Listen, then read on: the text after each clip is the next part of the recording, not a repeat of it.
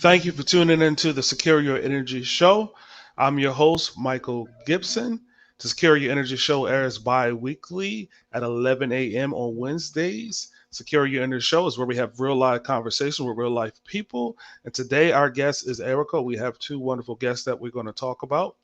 Talk to today. If you would like to be a guest, please visit bit.ly// secure your energy show to be part of our broadcast. And I'm going to bring these wonderful gentlemen in, Juan and Andreas, and they can introduce themselves. Hello, Michael. How are you? Nice to see you. Thanks for the invitation. It's great to be here with Fortrex Power, and and I'm going to introduce myself and our company as well. So, um, Erco, it's an EPC solar contractor. We have been founded in 2012. We have developed more than 60 megawatts in solar roof for commercial and industrial applications. We are based in Colombia. We cover all Colombia, but we have also an office in Panama, which is our first international office, and we are very happy to announce that we this year we opened our first office in the U.S. in San Antonio, Texas. So we are going to be closer to the U.S. market. Uh, about me, I'm the growth leader in Erco Energia. I have been working in different business lines that we have is solar for commercial and industrial application, electromobility, and of course energy storage. We have been working with Fortrex. Thank you, sir. And Mr. Uh, Juan Pablo Acosta, can you uh, introduce yourself, please? yeah, Michael, thank you so much for inviting us to the show. It's an honor to be here with you.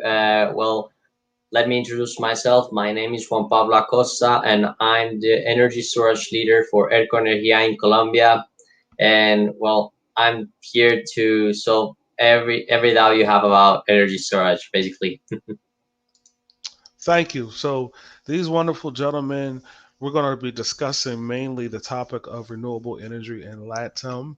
And we're going to dive right into our conversation. So, let's just get started with our first question. The first question that I would like to ask is, can you describe solar and LATAM for me?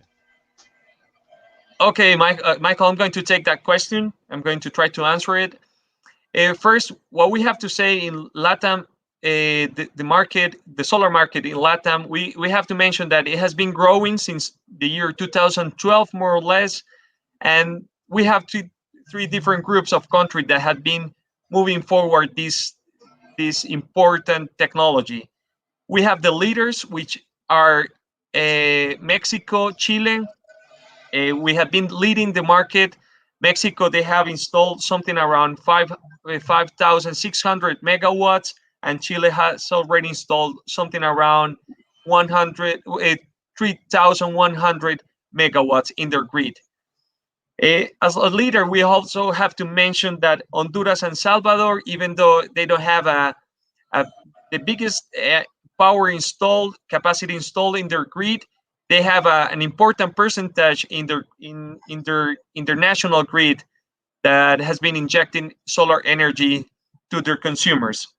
In the middle, we have some other countries, such as Argentina, for example, has been very important. Currently, they are not moving very fast, but they were very important a couple of years ago. Then we have Peru, Panama, Costa Rica, and of course, in the middle, we can mention Colombia. We already have installed something around 200 megawatts in the grid, and it's a growing market right now.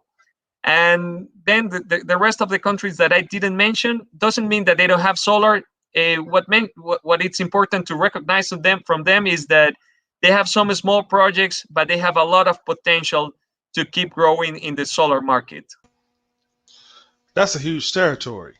Huge Yes, it is. territory. So, how do you manage that? I mean, wow. I mean, I'm talking about I'm the East Coast regional guy, and y'all talking. Whoo, that's pretty big.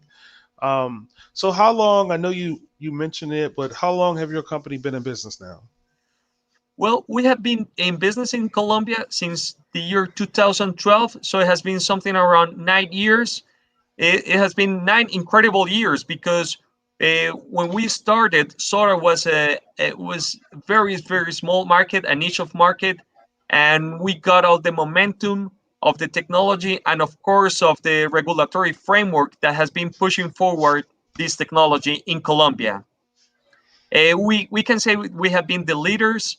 The company has been founded by two young Colombian smart guys, and we are very proud of that.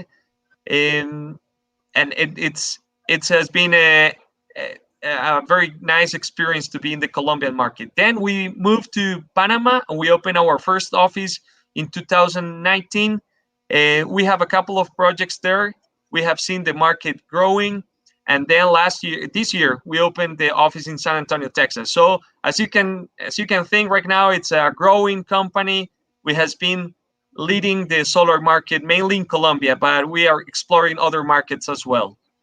Right That's now, awesome. I have to mention we are 112 employees, and that's great. Nice sized company there. So you guys definitely have a good knowledge of what's happening in Latin market. Now we talked about solar. You talked about the different countries and things. How can you describe for me? How does energy storage apply in Latin then? Um, well, okay. I'm going to try. Well, we're both going to try answer this question. Um, well, in Latin America, energy storage has a very big impact in projects where there's solar, because it can help improve those systems, because it matters more stable because the solar energy depends on radiation of sun, and any shadow or any environmental issue can affect the development of those systems. So energy storage may be a potential it's a potential product that can be used in those kind of projects. Also, the projects will be increasing with the upcoming of new policies that help implement this kind of technology in Latin America. Also, the cost reduction of battery energy storage systems would help to have more and more projects, the and also the LCOS, that is level cost of energy storage, decreasing, will help to close this gap to increase the energy storage system here in Colombia. Yes, I would like to also mention that energy storage it's a it's a an important technology right now for the increase of the amount of renewable energy in the grids and for the self-consumption as well. We know that, for example, in Chile right now, they are studying a regulatory framework, and it's going to be a huge business. And also in Mexico, which they are also leading the solar market. So Mm. we can say they are both technologies are linked. As Juan Pablo mentioned, we are in Colombia, for example, we have a great potential for the the two kind of applications that you can find for energy storage, which is behind the meter applications and front the meter applications. Um, in Colombia, there is an auctions. There is an auction for a battery energy storage system of something around 50 megawatt of capacity, which is going to be in Barranquilla, in the north of Colombia, where the grid is not very stable. So I think that they're exploring one of the important applications for the integration of renewable energy and grid stability. And then we have all the application for behind the meter, which means basically we can say that since there is no regulatory framework that can pay for the cost of energy storage, or it's not like in California or in Germany that they have very good incentives. What we have seen so far is that going to give a lot of stability for the grid, so the energy consumers will have more better quality of the energy. they will have a more reliable energy. They can be integrated with more clean energy, which is renewable and mainly solar. So what we have seen is it has a lot of potential. We need a regulatory framework that can push forward this technology, but of course it can be integrated perfectly with solar and with the renewable energy market. Also, to add, integrating energy storage and solar systems can help. Well, the combination of both can help bring energy to zones in some countries where there are not grid available, or off grid areas, as it says. Then it could bring energy to those people that don't have access to those services, and it also have a very good price of energy for them to achieve those, or get those kind of services. So let me ask this question: down where you guys are, what is the preferred chemistry that you see happening in your market? Is lithium gaining traction there, where you're historically like an AGM flood acid battery? What is the prevailing market chemistry for batteries in your territory? Okay, so the last year, the most, well, the most used technology here was lead acid. But as long as the policies has comes up and papers from different governmental entities, um, and lithium batteries have been, well, having a bigger impact, especially in those not interconnected areas or off grid zones where there's no energy, because they want to build projects that have a bigger, um, life life lifetime than using, than they will gonna get if they use lead acid batteries. So we have been noticing in the market, increasing demand of the lithium ion batteries. Well, that's music to my ears since I sell lithium batteries. Yeah. I like to hear that lithium is beginning to gain traction. And one of the advantage, definitely, of lithium, as you mentioned, Juan, is that the life cycles, the life expectancy of the battery lithium definitely does help with that because the cycles are just so much larger. Now, speaking of lithium down there, rumor has it there was a project that you guys worked on with Fortress, and I just would like for one of you to take the opportunity just to kind of describe this project for us that happened at the Best Universidad. Okay, yeah. Well, in Erco, we built a very big project of energy storage in Colombia. It's called, in Spanish, will be Plan Colombia Científica 2030. It's Scientific Colombian Plan 2030, something like that. And what they wanted to build was energy storage systems for different universities here in Colombia. And one of them is, very important, is the Universidad EIA in Antioquia and Envigado. And they built a 18.5 kilowatt hour storage system. And what they want to do with it is trying the different application an energy storage system can have, like peak shaving, voltage regulation, time shifting applications, and get some data from those tests to see the impact of batteries in the grid systems. Also, what they are trying to do now is to expand that system to a bigger one, adding two more lithium batteries from Fortress, to give backup to the servers of the university. Because if any energy cutage comes up, then, if you're trying to manage a server, where there's very important information, is stored, well, you can lose that information, or you cannot save the information to try to keep. So that's the mainly purpose.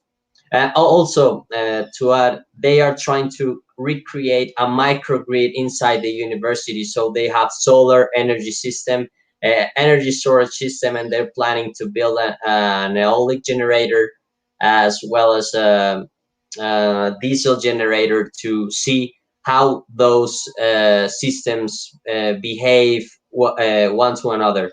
And that's, well, the mainly purpose of that project. Wow, that sounds like a big project.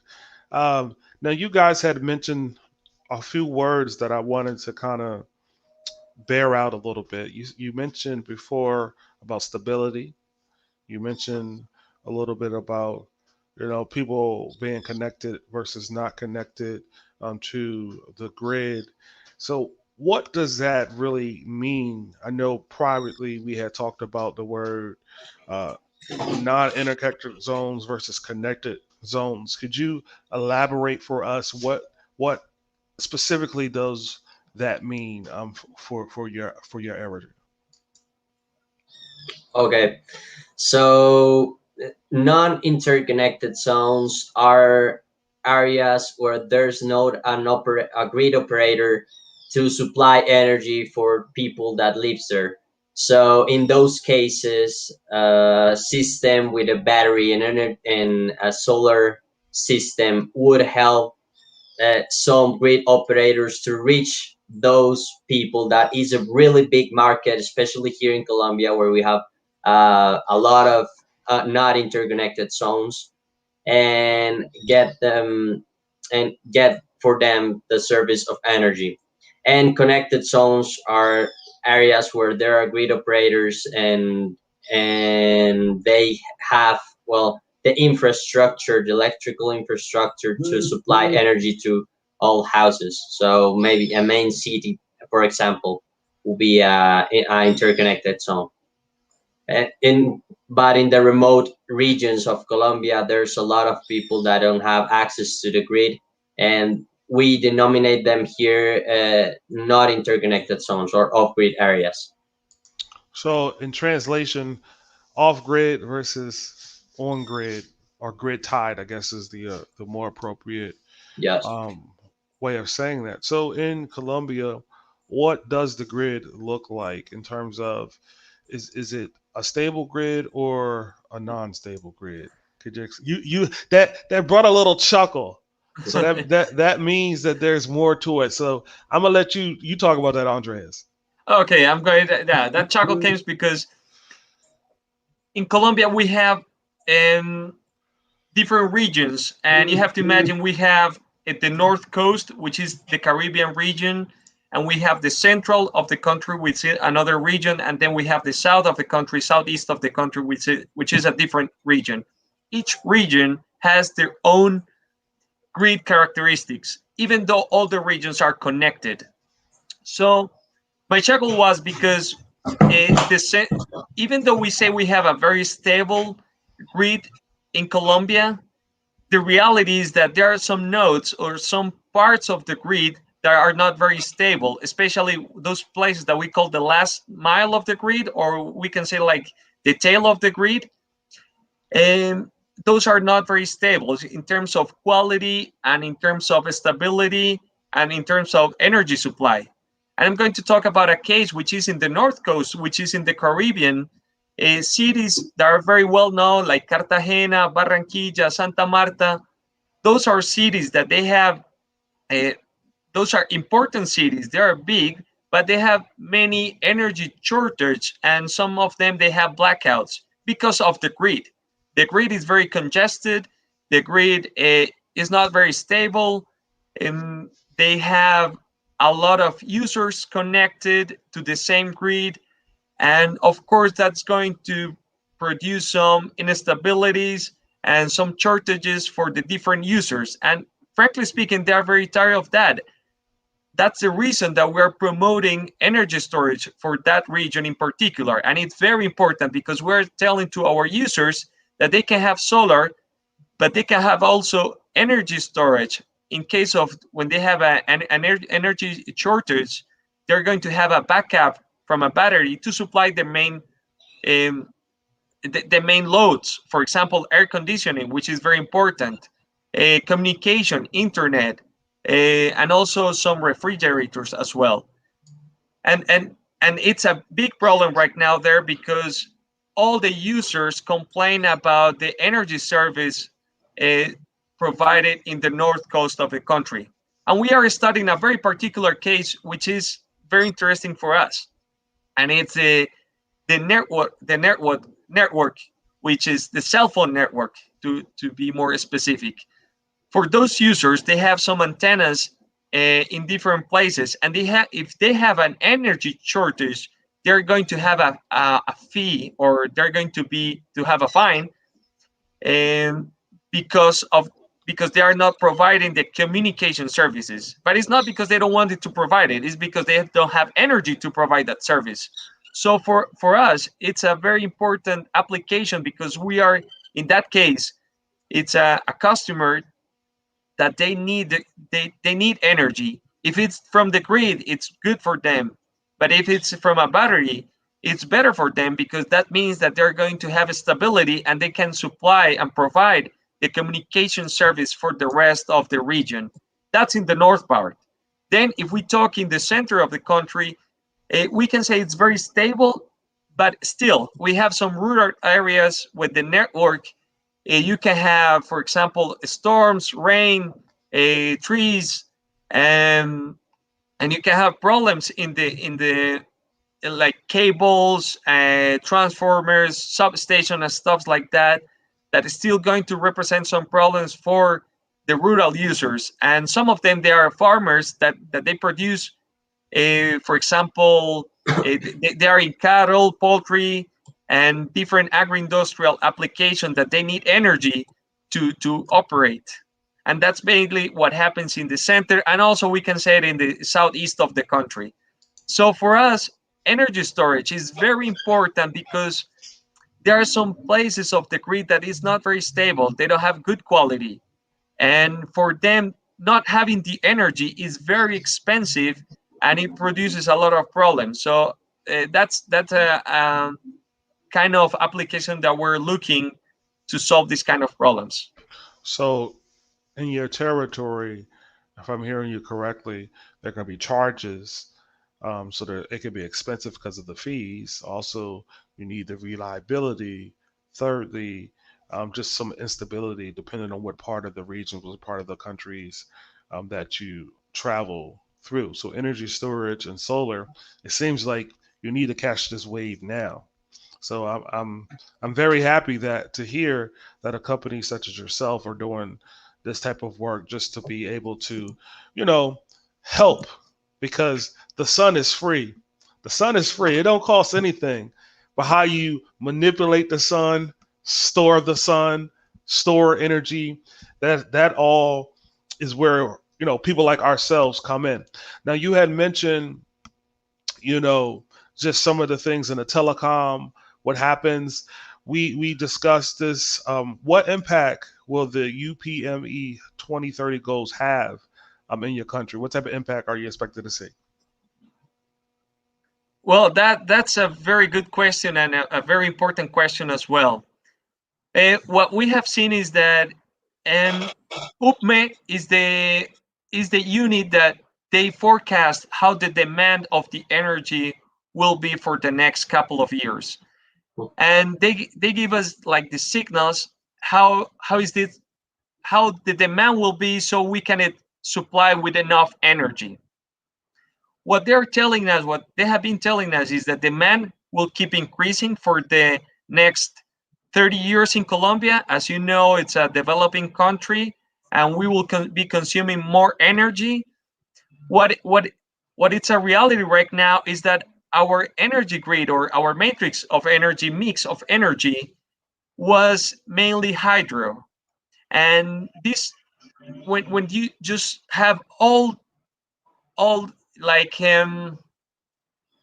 you bet only in one technology, it's very risky, especially when you have hydro, and we have here in Colombia Fenomeno del Niño, which is the dry seasons. That means that we can have energy shortages, and it's a risk for the country in terms of energy service. So what they have been telling us is, okay, we have to make a mix of the grid. That that it's translated that more technologies will come to the market. That technologies are solar and wind energy. We definitely we love solar, and we think that we can solve a lot of problems, and we can make a better energy mix for the grid if we implement more solar projects. And we are expecting to have at least 20 or 25% of the energy that comes from solar to the grid. And that's very important, because right now we have just 1% of the energy that comes from a that that goes to the grid comes from solar. So that means that we are going to be growing a lot for the next couple of years. And that there's another signal that we have some auctions here in Colombia as well. We have two auctions in 2019, and we are going to have a third auction, energy auction, maybe this year or by the end of this year. That means that those actions will push forward this technology as well, solar. So what UPME is telling us is, okay, the demand will increase, so we need more generators, and we would like those generators to be renewables. So there are great incentives right now if you invest in renewable energy in Colombia, especially because there is an ad hoc a law, which is the law 1715 from 2014, that incentives the investments in renewable energy in Colombia. We have a question from one of our guests. Oh, go ahead, Juan. Answer the question, and then we'll get to the question from our guest. Go ahead and answer. Okay, no, well, just to add, there's also another goal of for the UPME expansion plan for 2030, and what they're trying to do is among grid operators that are the one in charge to control grids and regulate them. Well, they want to give them incentives if they bring energy solutions or energy service to to those areas where there's no energy, the off-grid areas. So another goal is to use systems like, for example, energy storage plus solar to give energy to those people that are in need of this service. So that's also has a very big impact in energy, in the development of energy storage and solar in Colombia and also Latin America, because there's a lot of countries with the same problem. Okay, so we're gonna get to our guest question here. Let's see here. It says the question is: has the government in Colombia done anything about renewable energy, like import tariffs, discounts, or fiscal credits? That's a great question, Michael. That's a very good question. Okay, so I'm going to take it from the beginning.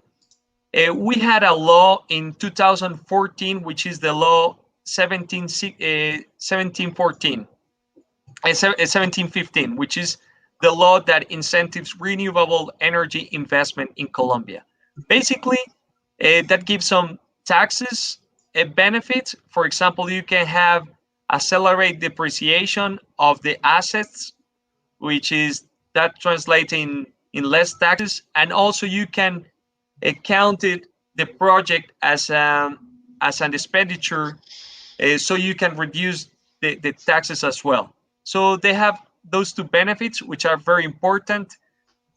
Then in 2019, we had another law, which is that we don't have a tax or VAT for solar panels, inverters, and controllers. We mentioned that it should be very important to include batteries in these incentives as well. They are studying that to see if that can apply. And also, in this the same law that I mentioned that was in 2019, the and this one is very important. We have the energy retailers here in Colombia, and they have to guarantee that they will supply their energy demand, or they have to supply the energy demand with 10% of with renewable energy. And that's very important because they have to buy renewable energy as energy retailers for the final users. And that's a good signal for the market as well. We have a few other questions now. I have to rely on you because I'm not fluent in Spanish at all. The words I know are like mira, no más, you know, bueno, ¿cómo estás ustedes? That's about the extent. You know, I took Spanish many, many years ago. So we got two comments from our guests, and hopefully you guys will be so gracious enough just to comment on this and say it in English so I'll know the conversation. Okay. Daniel, okay, Michael. So your Spanish should be a lot better. By the end of this week, you should know how to ask for a beer here in Colombia, and Un I will teach you poco, that. un poco. Okay, so Daniel Builes Montoya, he's asking us that we're going to have a fiscal reform here in Colombia. You know, this COVID is really bringing us a hard times for all countries, and the government this week just showed to the Congress or passed to the Congress a kind of law to make a fiscal reform. And one of the points which has been mentioned here by Daniel is that they will act, they are thinking to to change some of the incentives that I mentioned before. For example, the VAT tax, which was 0% for solar panels and inverters, they wanted to increase it to 5%. And that's really bad signal for the renewable energy market. But some of them will disappear if they put that tax in 5%. I'll mention why, because I said before that we have some energy auctions that has already been closed, and for utility scale projects, the margin are very low. And if you increase 1%, 2% of the cost of the project, that project will not be constructed, and of course will be it means that many companies has to close because they're not going to get the margins for the profit that they're expecting. And that's going to be a killer for the energy auctions. For the rest of the market, of course, is going to be a game changer. I mean, it will be a bad signal. I don't think it's going to be a game changer, but it's going to be a bad signal because the cost of the projects will be increased by at least 2.5 or 3%, which are the cost of the solar panels and the inverters for the final projects. So what we're trying to do, our best effort to reduce the cost of solar projects to be more to scale up this market, the government is going to put a tax that will impact at least in 2.5 or 3% of the final cost of the project. He We had don't know another if it's question. going to pass, but let's see what happens. He had a follow up question, and again, because my Spanish is not good, I'm going to ask you to read it for me. Okay, he's asking that Daniel again is asking if the fiscal reform that we're going to have will affect the access to solar energy in Colombia. I think it will increase at least 2.5 or 3% of the cost of the solar projects here in Colombia. Of course, that's going to be a barrier that we have to overcome. I don't know how we're going to make it, how we're going to reduce the costs, but let's see what happens. We don't think it's going to be a game changer. It's not going to be a killer, but of course, it's a barrier that we have to overcome. Well, our time has flown by, and we're on overtime, but it's okay because I'm the host. It's our show, and guess what? We can talk as long as we want, but we don't want to be too long. But I do want to close with one final question as we begin to round up our conversation. And gentlemen, I truly am happy to have you on here just to discuss. I've learned a lot. The final question, Juan, you can take part one of this. It's the same question, but you can answer it first. Where do you see renewable energy going in LATAM? Well, renewable energy in LATAM has a really big potential, especially because of what Andres already told you. It makes grid, well, with help of energy storage, it makes grid more reliable. That's another source of generation. So you don't have to rely on just one, like is mainly here in Colombia for hydro, and will be, well, with the decreasing cost of energy storage and renewable energy systems. I think that will be the better choice for the future here and also in whole Latam. Okay, Andres, what's your thoughts on this? Yeah, well, let's see. You are in Philadelphia right now, Michael. Is that right?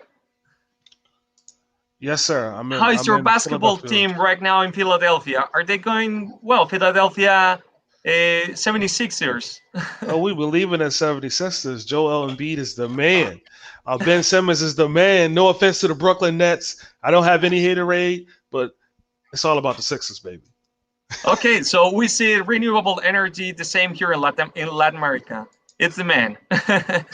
It will grow. Of course, we have a great momentum because Europe right now they're changing the policies and it is slowed down a little bit. But right now in Latin America, we are learning from experiences from Europe and from the US as well. We got the benefits also from the reduction of the marginal cost of solar panels, inverters, and batteries from China, from the US. So it's a great opportunity right now because we have um, the necessity of renewable energy. The governments are pushing it forward, and the cost has been reducing since 2017. So it's a good moment to invest in Latin American renewable energy project. I think it's the best. It's glad to hear. So, one final question because we have guests asking questions. This one's in English, so I can read it for myself. But this is the last question that we're going to have. And before I say that, thank you honestly for being on. I've learned so much. So let's hit this last question from our guest. Mm. I'm gonna read it. It says, "In your opinion, how is Colombia's renewable energy market versus the rest of Latin America?" Whoever wants to take it, go ahead. Okay. That question, if I would have that question about 3 years ago, I would say we're not very good. But right now we are in the middle of the attention of the whole market in Latin America because we were very slow taking decisions here in Colombia, but we realized that we need more technologies in our energy grid. So renewables definitely are very important right now for Latin America and especially for Colombia. So when I mentioned Latin America is a good market, Colombia right now I think will be leading the market for renewable energy. To complement that answer, Andres, I think with the project of Barranquilla, that is a 50 megawatt hour BESS storage system, um, I think that's the biggest project in Latin America, and that will put Colombia in the top of the well of the sorry, Of the somebody's list. calling of the list. Yes, somebody was calling me. Sorry.